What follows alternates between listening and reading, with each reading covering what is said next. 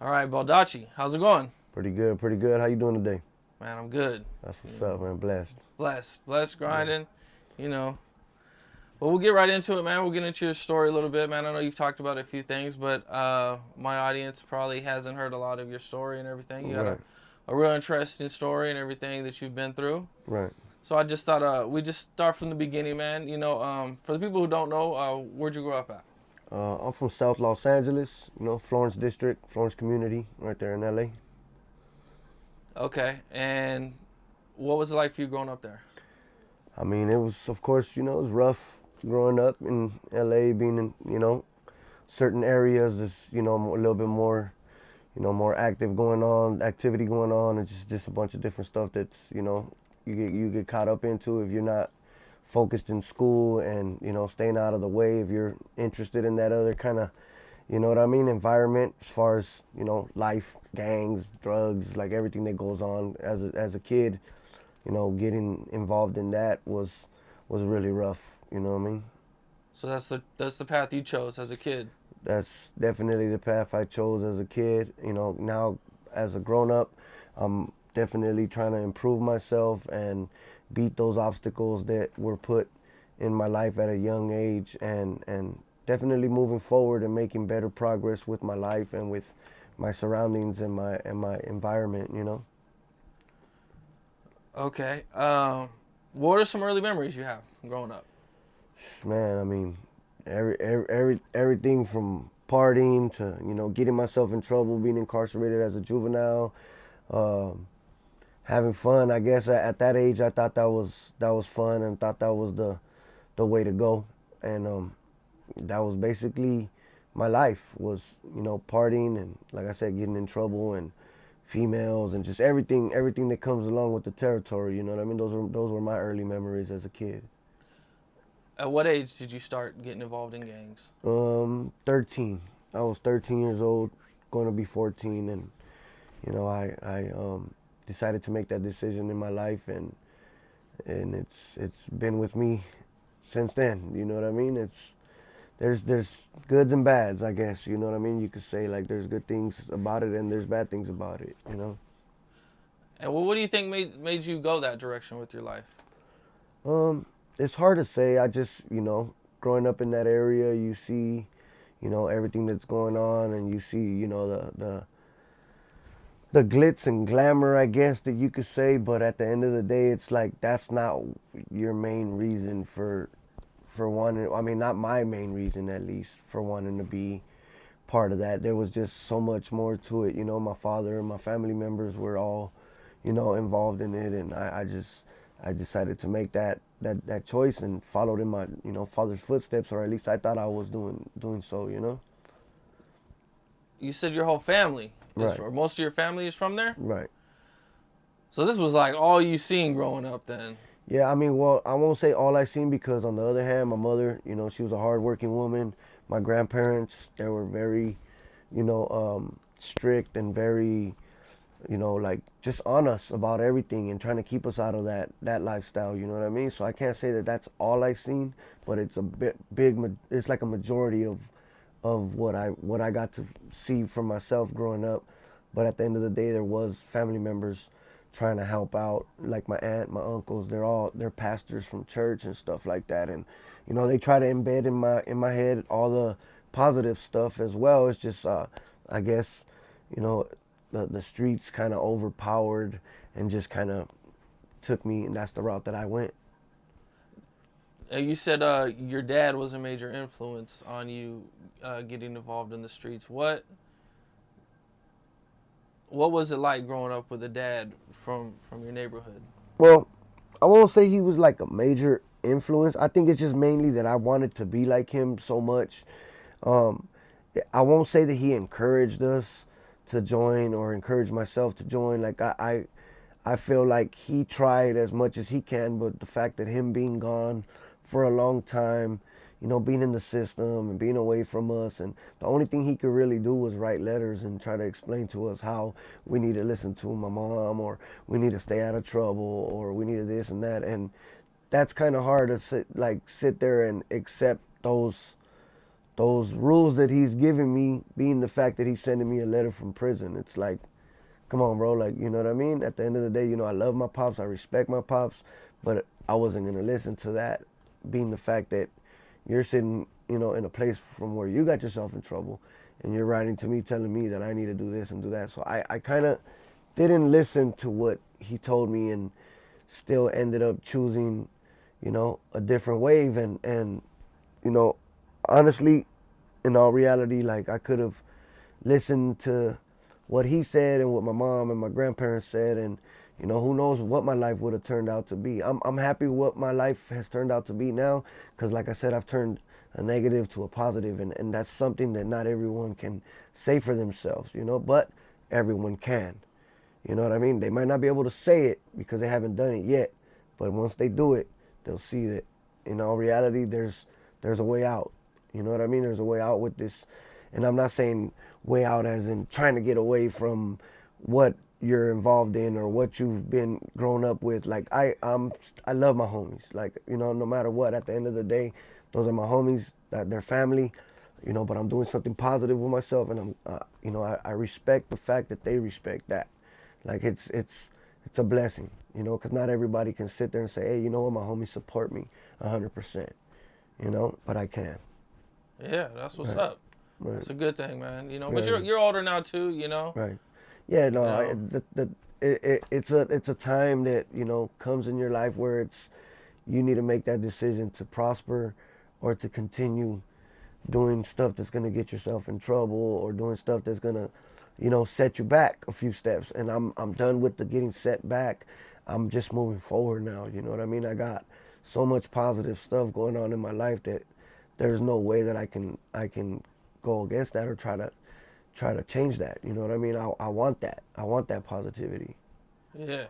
Right. Yeah, that's what's up. Definitely, man. You had mentioned your dad was in and out of jail. What were some things he was getting busted for?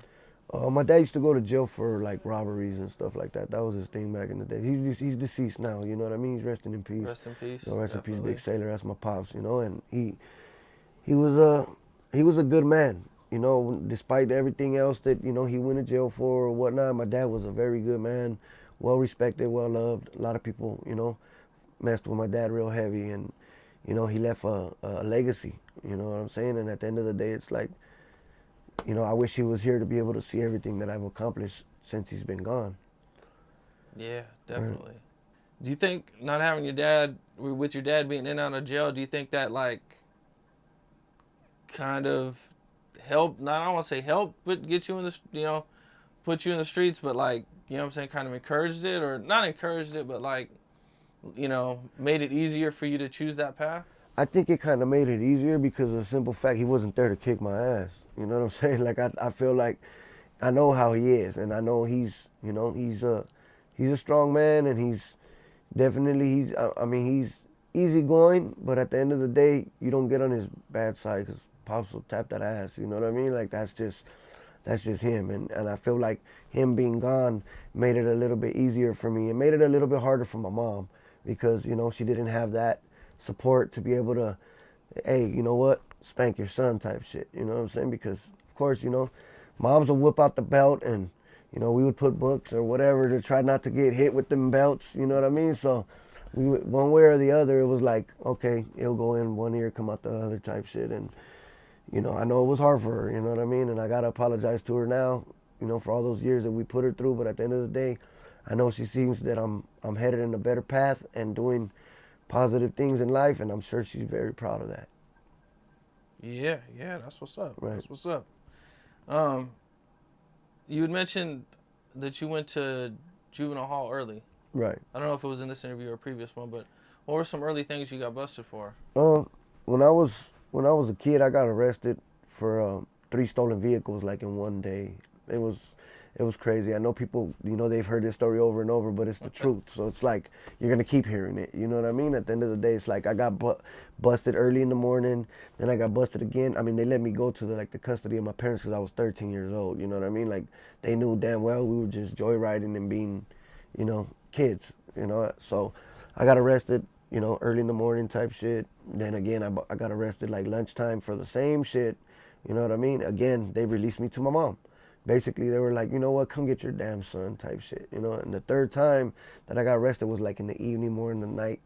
And that time they were like, you know what, we're not gonna, you know, don't even call your mom to come pick you up. Like, you're going to jail this time. So yeah, I went to go visit juvenile hall and see, you know, what all the hype was about.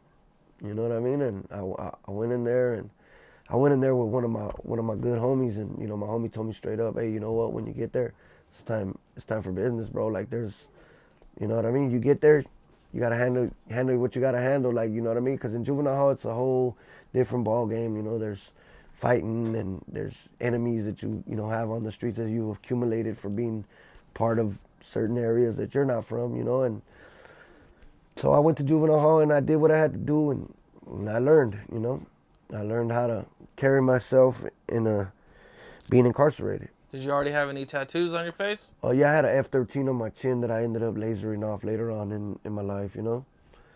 But yeah, it was I mean, that was So everybody knew where you were from as soon as. Yeah, there was no denying that, you know what I mean? Like, it is what it is, and I wasn't gonna deny it anyways, because, you know, being from where I'm from, like, we got a lot of respect, a lot of love, and, you know, I was trying to keep my part, you know what I mean, to do my part to make sure that didn't change in any way, you know. Yeah, definitely, man. So how long did you do? That time I only did like a couple months. I want to say, like, I got released. It was like a DA reject or something like that, where they just basically threw the case out, you know, because really, what were they gonna give me for joyriding? You know what I'm saying? It's not even a Grand Theft Auto, to be honest with you. It's called joyriding. Like, it's actual. You didn't basically steal no car. Like, you're just in the stolen car type shit. You know what I mean? Because I wasn't driving basically at any of the times I wasn't driving. So they basically kicked it out. You know what I'm saying? They didn't give us any time for the stolen cars or whatnot. And I came home, and, you know, I got myself back in trouble right away. And it's like, it was crazy, man. I got arrested for, you know, a real big case after that. I got arrested for a carjack, kidnap, and strong arm robbery, which I ended up having to take a deal just to basically have the higher charges dropped. I took a deal for the robbery, which basically dropped the other charges, you know what I'm saying? And I was still a juvenile, I was still a child. They tried to try me as an adult, but the people, the jury, the district attorney, everybody decided that I was not fit to be tried as an adult. I was still a kid, you know what I mean? So it went from a whole 21 years that they were trying to give me to I ended up getting like a year in a violence alternative program, camp, juvenile stuff, you know? And that was because I had a lawyer too, so, you know, he definitely helped me out. So you had a lawyer and you only did a year. Yeah, So I didn't end up doing a year, but I got sentenced to a year. I ended up doing a lot more because being in the system, you know, you get in fights, you get in stuff that you don't even look for, that just happens to come with the territory of being incarcerated. And this is all as a juvenile? Juvenile. And when you get out, how old are you? When I got out, I want to say 17. I stayed out for a bit. I turned 18. When I turned 18, I got shot 5 times with an AK-47. I was in a coma for a month and a half. Do you remember the shooting? I mean, I remember getting shot. I don't remember, like, actual, you know what I mean, like, encounters or seeing who did it, or I just remember getting shot. I waking up knowing what happened to me just by looking at myself laying in a hospital bed, and then people there that were visiting me telling me, like, you were shot type shit, you know? I mean, what happened? Just somebody rolled up on you, or? Yeah, we just were at the wrong place at the wrong time, basically, man. It was just bad timing, you know?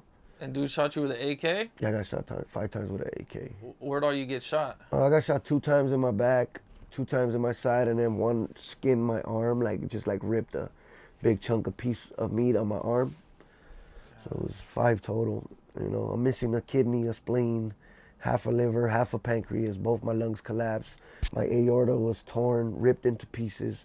When that right there is like your main vessel here, or whatever it is that you want to call it, it's like something very vital. So it was a blessing to be brought back to life by this doctor named Dr. Asensio. You know, he's a Brazilian doctor that was there just giving, a seminar or whatever it is you call it to the other doctors that were there. He he actually took the initiative to try to put me back together, man, and he did. He did just that. Man, it sounds like you're really lucky to be alive, No, man. most definitely, man. God is good, bro. You got scars. Yeah, I got a scar like on my stomach and shit. I got a trach right here on my throat. I tattooed over it so you could see very, very little of it. But yeah, and then I got, bullet holes in my back, my side, and stuff like that. So AK ain't no joke. yeah, no, That's it a ripped big bullet. it ripped through the trunk, the speaker box, and 2 seats before it hit my back.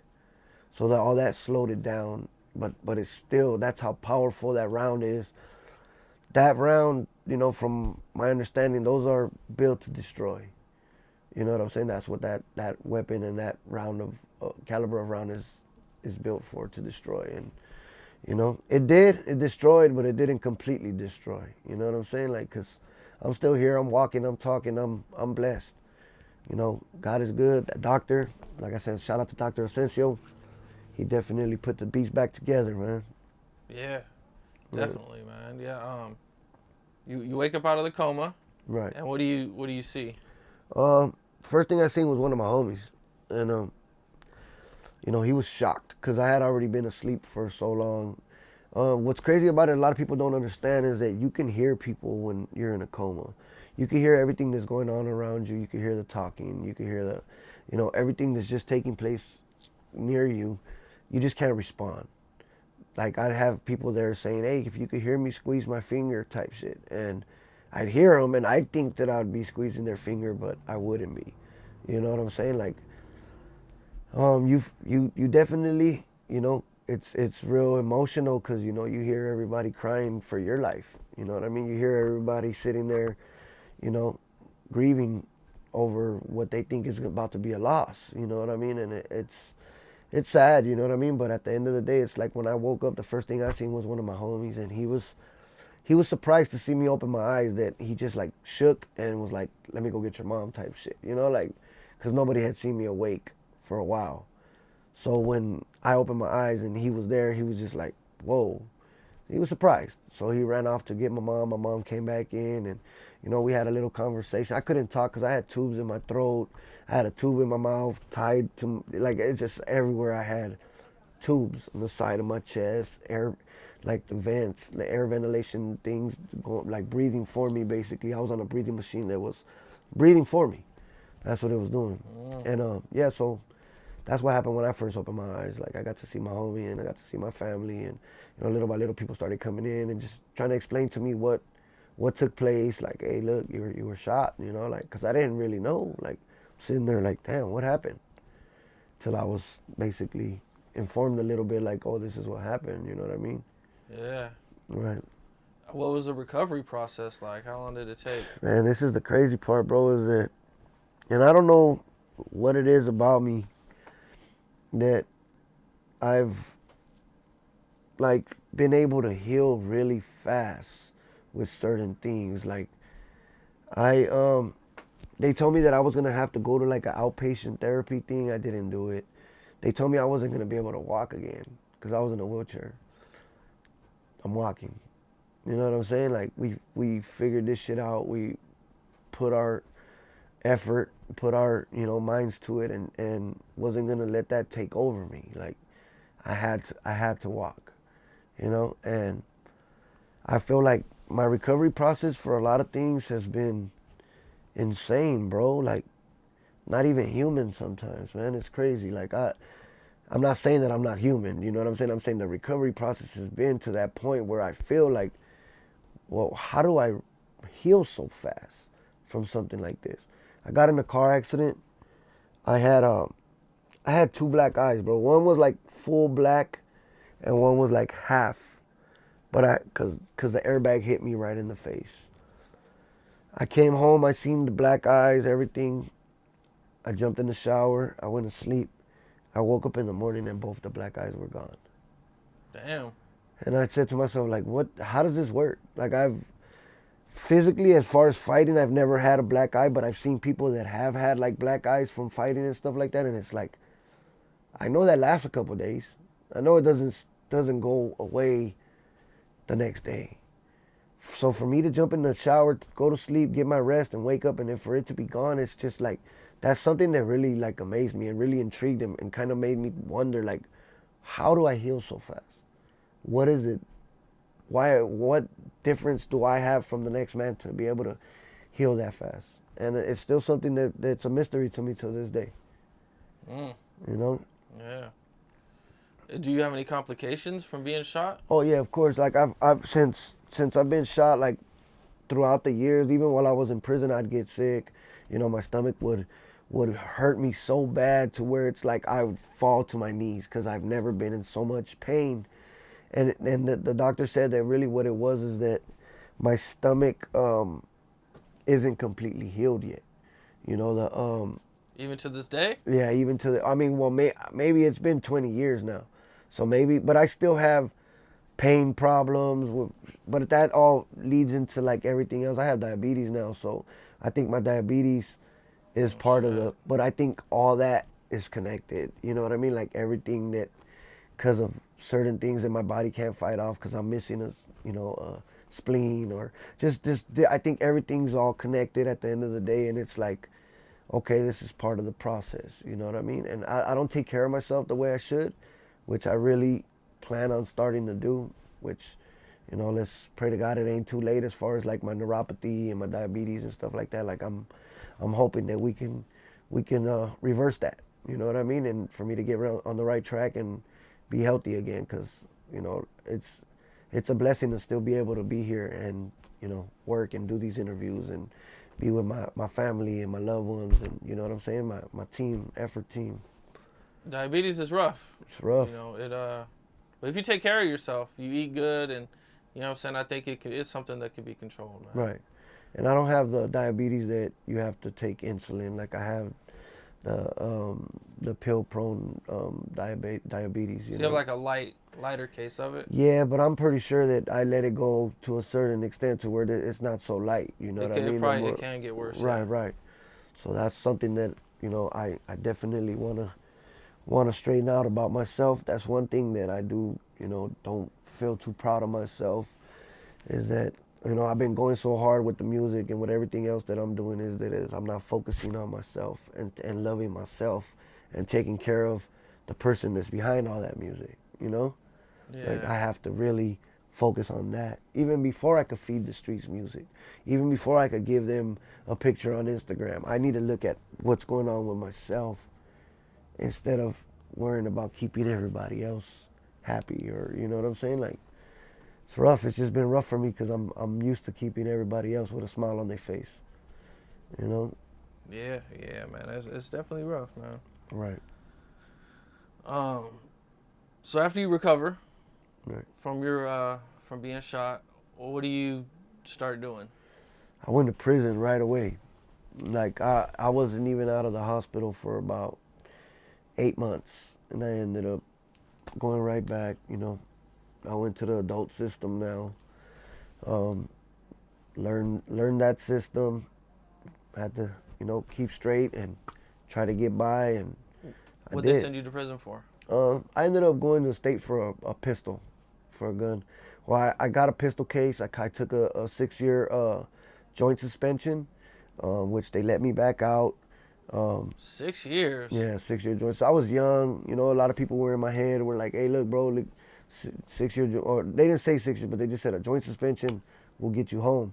Me being shot the way I was, I wasn't in no position to actually be incarcerated, bro. Like, I didn't have no strength on me. Like, I didn't belong there. I needed to be out, getting healthy. Oh, so you were still recovering? I was 8 months, barely out, fresh out of the hospital. Like, I was barely getting back to being able to, you know, walk around and all that. You know, I'm walking, but I'm walking slow still. Like, my body's, I'm so skinny from all the blood that I lost. I lost 16 pints of blood.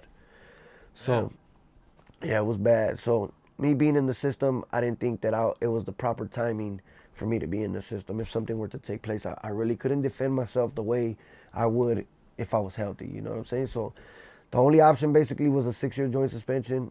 I took it. They released me again. But from what I understood, I had to catch another case to get those 6 years. And I didn't. I actually, you know, tattooed my neck with my neighborhood, of course, and I got 6 years for that tattoo. So they sent me to prison for my tattoo. And in all reality, they sent me to prison for the pistol. You know what I mean? But I say the tattoo because it's like they let me go and said, you got a 6-year joint suspension. If you catch another case, that's what you're going to go for, plus the 6 years on top. But that's not what happened. I came home, I got a tattoo, and I violated. And That they was gave me part. 6 years. So getting any tattoos or just gang affiliated I guess tattoos? just that tattoo, you know what I mean? Like, they didn't really explain. It was more like, okay, here's your 6 years, take them and get up out of here, basically. So it's like, I didn't have no lawyer this time. I was, 18 years old, and I was young and still said, man, you know what, fuck it, I'll be out. You know what I'm saying? And I got out when I was, I believe, 23. Yeah, I did 5 years off of those 6. What was that first prison bid like for you? It was cool, man. I learned a lot. You know what I mean? I kept myself occupied with the working out and the playing sports, basketball, and just try to stay focused and on track, and get myself out of there in one piece. You know what I mean? Because there's always stuff that happens while you're being in those kind of places. Like anything can happen at any time. So I try to stay focused and keep myself busy and involved with my family, writing letters and receiving letters and pictures and getting visits and phone calls, and you know what I mean. That's how I did my time. I interviewed a homie Diablo. I don't know if you know who that is, but he raps under Criminals label. Oh, okay, yeah. And he was telling me that when he went to prison, he was in a couple riots and seen some things. I went to Delano to reception. From there, I went to Soledad. I was there for a couple months. We got into a riot with the Northerners. Picked up a stabbing battery. I sat in the hole for about 10 months. Ended up getting a little riot for participation in little shoe for participation in a riot. And then I went down to Ironwood.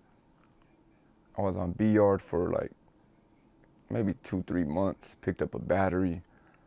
I went to the hole. They sent me to Centinela. I was right there for maybe 5 years. In and out the hole. It was cool though. I ended up picking up indeterminate shoe there. But I paroled before I got transferred. So for people who don't know, what's that mean? Is you get into so much bullshit that they ended up, like they get tired of your ass and just slam you down until they feel like letting you back out of the hole. Is there anything in there that you've seen? I mean, all that comes with being incarcerated. You know what I mean? You're gonna see so much. It's like it's part of being in the system. You know what I mean? That's just something that you just gotta sweep the lick, wake up the next morning, and go eat breakfast, bro. You know what I mean? Keep it going. You mentioned that you had a riot with the police. Right. What was that like? It was just like I said. It was another part of just being incarcerated. Things happen. We were there. You happen to be part of it because you're there. Like it's nothing that you could control, nothing that you can stop. It's part of the system. Like I said, wake up the next day, go eat breakfast, man. You gotta get back to you and focusing on trying to better yourself. What they do to you when they? We ended up getting sent to like a whole different prison. We were in the hole for a couple months, like until stuff got sorted out, and there was about 10 or 11 people that didn't end up getting a write-up, and usually they have to have those write-ups there at a certain time or they'll kick you out. You get kicked back out to the yard. So that's what happened with myself and with about 10 or 11 other people, where they didn't show up on time with the write-ups. They were like late with the paperwork, and they had to spit us back out to the yard. For the people who are watching this that have never been to jail or anything, right. What's the hole like for you? Well, the hole is basically solitary confinement, where you're basically, it's yourself and your cellie. You know what I'm saying? But you have absolutely nothing other than your boxers, your socks, and your t-shirt. You get your food. You know what I'm saying? You get your 3 meals, of course, at your door. You don't come out other than just a shower and maybe an hour of rec, which is a little small yard that's just yourself, your cellie, and maybe 6 other dudes. You go out there for a little bit, walk some laps, do some push-ups, work out. That's basically the whole. So you're in solitary confinement for at least about 23 hours of the day. How does you think that affects you? It's all a mind thing, I guess. I feel like if you let that affect you, then you know what I mean. Like there's some people that it affects more than others. I feel like people tend to think about the streets, their girlfriends, their loved ones, which it's hard not to think about that. But at the end of the day, that's what's eating you up. When you're sitting there thinking, where's my girlfriend? Is she out there doing this? How's my brother? Is he okay out there? Like that eats you alive. So if you try not to think about these things, which like I said is very, very hard, but you try your best to focus and read a book, write a letter, work out, do something else with your day other than just constantly thinking about that, your day goes by a lot faster. Is that what you focused on? I had to. I read books. I worked out. I wrote letters and waited to receive letters. Like that mail call that came around at 4 o'clock was like my highlight of the day. Because I know I was getting 5, 6 letters. So I'm like, yeah, bring that. So that and the food. Every time they bring the food, it's a smile on my face. I'm sitting there like, okay. Okay, so you do your time. I think you said you did. Right. Was it 4 years, 5 years? 5 years. 5 years, and you get out of jail. Now, do you try to go straight, or do you go right back into the streets? Well, I think when I came home the first time, it was just like that was my first time, like actually, I mean, I've done more time in the system as a juvenile, but like I said, as an adult, that was my first time doing a longer stretch of time that I hit the streets running. Right when I came home, it was like the parties, the females, everything was new to me. And it's like when you're fresh out, you're like a fresh piece of meat. You know what I mean? Like everybody wants to hang out with you. The girls want to be around you, like type shit. It's like I liked that, at that moment. I was still young. I was 23 years old. I wanted that still, So I hit the streets running. I got myself caught up again. I ended up going to the feds this time. So I went to the feds for 5 years. I guess I want to say like after I got out of the feds. What was the indictment for? It was for a bunch of stuff. It was RICO, racketeering. You know what I mean? It was a big indictment where they came and snatched up 150 other homies, and like it was just a real big indictment. So after that, we went. Everybody got their sentencing. Everybody got their time. After I did my time, I came home. And I think this is the time that I told myself that I need to come home and I need to focus on what I'm really going to be in life, what I really need to do to get to that next level of success. I feel that everything else that I've done in my life, there's no regrets, because it's all gotten me to where I'm at now. And I feel like my life is definitely in a 50,000 time better position than I was at any other time in my life. Now, with seeing the people that I'm able to change, I get messages from people on my social media that are telling me, bro, like I had a choice whether to choose, A or B. And with me listening to your music and seeing that you're able to do positive things in the neighborhood, like I chose B. You know what I mean? Like I want to do that. Like I'm just going to do my music and go straight. And that to me, touching one person's mind out of 100 to me is my job is done. I helped somebody, and to know that I'm able to do that, I'm gonna continue to do that. Like I don't want to stop doing that. I want these people to feel that they can also do the same thing I did without going through everything else that I did. Yeah. The way I'm starting to think about that type of influence, I think some people just want to do better, right. But they're like, they grow up around, or they see it, they're influenced by it.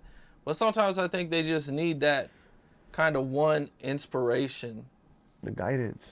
Just to kind of like show them like, okay, you can do something different right. with yourself. You know what I'm saying? You don't have to go this route. So I think some people just need like a reason. Right. It's just an alignment that they need. You know what I mean? On their car. I feel like it's just a little small thing to guide you the right way. Once you get a feel and a taste of, the life that that you want, it's like there's no better feeling in the world than that. You know what I mean? To be able to say, hey, you know what? In the future, I'm gonna be able to take care of my kids, like with what I'm doing and what I'm. Like I always tell everybody, it's my boys be tripping out on that because I tell them that I feel like I look at the music and my life as like Mike Tyson's Punch Out. And if you remember that, you start off fighting with Glass Joe or those dudes that are like super easy to beat. You know, I feel like I did that with the music when I first started, you know, going into different studios and knocking out features and doing different work with different artists. And, you know, it just seemed real easy. And it started getting harder and harder because now I'm at the point where I'm at Mike Tyson. Now I'm at the point where we're about to kick a door down that really nobody has kicked down. You know what I mean? And that's my goal, that's my focus, and that's what I want for myself and my team and my people that are surrounded by me, my loved ones, my haters, everybody, bro. Like I want to see everybody succeed. Even that's something about me that nobody can take from me, is that I can't even hate a hater. You know what I mean? Like that's just not, it's not in my blood. It's not in my nature. It's like, God bless you, bro. You know, I wish you the best. That's all I can do. What point did you start rapping? I've been rapping since I was a kid, other than it was only like some street stuff and like certain songs that all I would do was talk about like my neighborhood, and I would rap like in the back, you know, garages and different stuff like that with my homies, and do it at parties and get the people dancing at the hood parties and stuff like that. You know what I mean? So, but I seen that I had something, and I knew I had something, so I kept with it throughout my system time and all that. But all I can do really was write. There was no recording, you know, just writing, putting stuff on paper, putting my thoughts on paper, putting my life on paper. Until I came home when I was, like I said, I was 23. I started working on the music and kind of taking it more serious, but at the same time, I still had my foot in the hot water, messing around on the streets. So you can't do both. You can't. I don't care who you are, and you know, it's there's no way you can do both. You have to choose whether you want to continue doing what you're doing, or do you want to continue in the positive direction? And I chose to go with the positive direction, man, because you know, all the other stuff I've been through already. So now it's like, okay, I've been to this theme park, let me look at the next one. You know what I mean? Don't stay at this same Knott's Berry Farm and get stuck here. Like, keep pushing, go check out, there's more stuff out there. So that's what I'm doing with my life. There's some people that are watching this that might want to get some face tattoos. Right. And at what age were you when you got your first tattoo? 13. 13. My first face tattoo, right? Yeah. Yeah, 13. Have you ever tried to get a regular job? I actually had a regular job with this company a while back when I came home from the feds. Like, I needed a job. And these people, you know, lent their hand and got me working, and it was doing deliveries of cigars and just different stuff. You know what I mean? Like Swisher kind of stuff, but it's not Swisher. It's another company. I worked for them for a while, but music is my life, bro. Like I don't want to sit here and even front. Like, you know, I encourage people to go get a job, and if music is their life, then they're gonna have to give it 113% the way I feel like I have to give it. You know what I mean? Like I'm dedicated to this all day. This is what I do. You know, so it's like I have to figure out how that's gonna bring any kind of income for me, because if not, you're gonna be sitting there hungry. You know what I mean? Like you don't have a job, so how are you gonna take care of it? So that's where all the merch comes in, and building yourself to where you're at a point where you can charge for your features now. You could charge for your video appearances now. You know what I mean? And stuff like that, shows. Right now we're on hold because of the whole COVID stuff, but that's where the money is at. Once you figure that out. Do you feel like the tattoos have held you back or helped you out? I think they've done both. You know what I mean? I think they've held me back from certain situations because people are afraid to invest their money into something where they feel like there's a possibility dude can get back in trouble or go to jail and I lose my money type shit, you know? Which is understandable. I respect that. And I just keep pushing. You know what I'm saying? Like, there's a lot of dudes that have tattoos that just have tattoos, if that makes sense. You know, I actually came from that life, and you know, I got a whole neighborhood to prove it. Like, you know what I mean? Like, they love me, they respect me, I respect and love them as well. Like, that's my team, and at the end of the day, it's like they're helping me in a sense where they view my stuff. They work with, oh, let's shoot a video type shit. Like, it's just it's a lot of people involved in my music. You know what I mean? And it's a blessing to be able to have people on my side. Like I've told people before, they're not behind me. Because, you know, people be like, oh, I got people behind me. No, I got the people beside me. Because they're on my team. They're beside me. You know? I don't think I'm better than anybody else. I encourage anybody that wants to do music to do it. But I also encourage people that want to get a regular job. Ain't nothing wrong with a regular job. Go get it. Feed your family. I interviewed Little Rob. Yeah. This was quite a while back. Mm-hmm. But I asked him, you know, advice that he had for rappers coming up. And his main advice was, you know, just, you know, not start too many beefs. Not into, you know what I'm saying? Don't use beef as a way to, like, kind of, Right. you know, propel your career. Do you have any advice for any new and up-and-coming artists in the game? I mean, the only advice I got, man, is the same that I've had for the longest time, is not to step on nobody's toes and just be a man of your word at all times. You know, that way you can sleep at night, dog. You know what I mean? You don't worry about you bullshitting somebody or anything like that. Or, you know what I mean? Keep the dissing to a minimum. You shouldn't have to diss nobody, man. I've dissed a couple people in my time, but you know, they kind of deserved it at the time. But nowadays, you look back, man, it was just a waste of fucking time, waste of breath to even deal with any dissing or anything like that, man, or hear what people got to say with that. But don't step on nobody's toes and just be a man of your word, and you should be good, man. And I noticed that I don't think I seen you in any beefs. Right. I think when I first started music, that's how I thought that was the way to get to where you need to be, you know? And I might have even done a track where I mentioned people and dissed or whatever, you know what I'm saying? But that was at my younger age. And once I got to a certain point where I seen I can do this with my music. I don't need to sit there and put people's names or like talk about people in a certain way, like no subliminals, no nothing. Like, my music does it on its own. So there's no need for that. You know what I mean? My music carries itself to the fullest. And people see that. So I let the people decide who's the champ. You know, plain and simple. I interviewed Swifty Blue. I don't know if you know who that is. Yeah, I know who he is. And I asked him, you know, what he thought about Mexicans using the N-word. Oh. And he said that, you know, times have changed and that, you know, back in the day, you know, maybe 10 years ago it would have been a big no-no. But nowadays, a lot of dudes do use it. People are going to talk however they want to talk, and they're going to express themselves however they feel.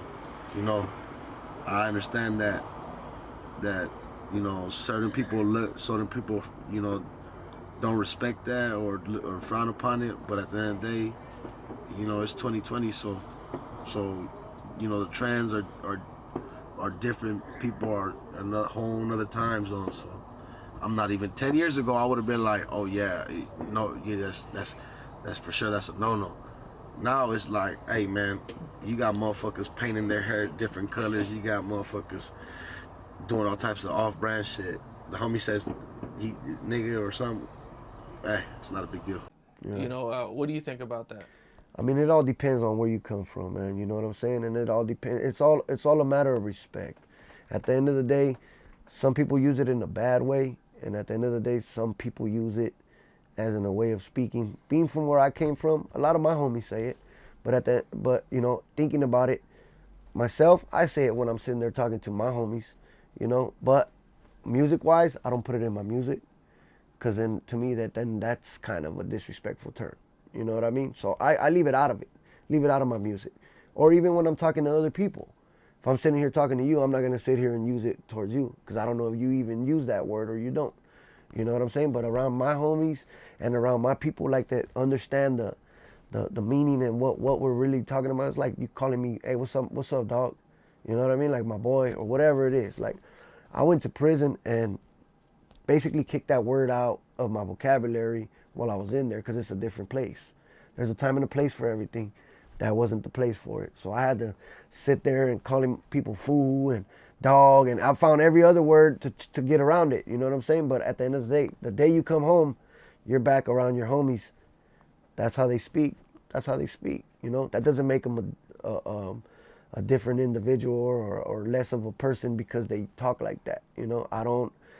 There's some people that still talk the way we used to talk back in the days with the homes and the S, and my homies don't. You know what I mean? So it's like, okay, like if we would look down on you for that, you look down on these people for speaking a certain way. Like there shouldn't be it shouldn't even be an issue. Just like the way people dress. I don't care if somebody wants to wear skinny jeans. That's their decision. I don't care if people wear, you know, a certain color hair. That's their decision. You're not gonna catch me doing it. That's how the people should look at it as far as the speaking and using different words in that sense. You know what I mean? Because it's not being used in a derogatory way or towards, you know, blacks or that's not what the meaning of it or what's behind it. You know, you could tell the difference between somebody that's using it as a derogatory term.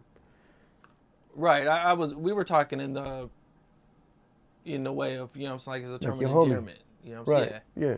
No, I understand that. That's how I feel about that situation, you know? Yeah. Well, man. Oh, what do you got coming up?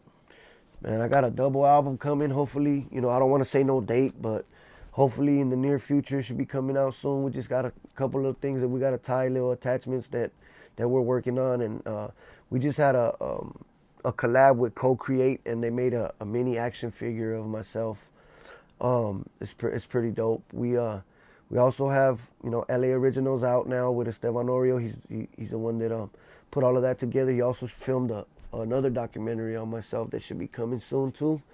So we have a lot in the mix, and you know, we've also accomplished a lot already. So it's like the things keep coming, man. Everything, the blessings keep coming, and God is on our side. So definitely a blessing to be able to speak and explain what we got going. And I want to show everybody, like I said, is that there's definitely a chance to straighten up and get your stuff right, you know?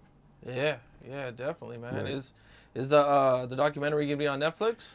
We don't know yet, to be honest with you. He's working on trying to ship it or, you know, shop it around to see what we basically figure out, and hopefully something big comes out of it. Yeah, okay. Right. Well, that's what's up, man. You know, I love what you're doing. Appreciate you. You know, man. you got, you know, big shit going on, man. I know you worked with China Mac, Yeah. Yelawolf. Yeah, I got tracks with Yelawolf, China Mac, man, just so many artists. I got Is there a anything track you with could speak Crooked on your new album? Yeah, I think we're gonna put the Yelawolf track, one of the because I got 2 tracks with Yelawolf. One he's gonna use, and then the other one that he's not using that we're gonna keep and put on my album. Also got a track with Crooked Eye. I've worked with, you know, Baby Bash before, and it's just like a lot of different, you know, opportunities that are starting to open up for us, man. It's definitely a blessing. Man, that's what's up. Good Right. shit, man. Appreciate you, man. You know? Thanks for having me, Yeah, bro. for sure, bro. Thanks a lot. Appreciate you.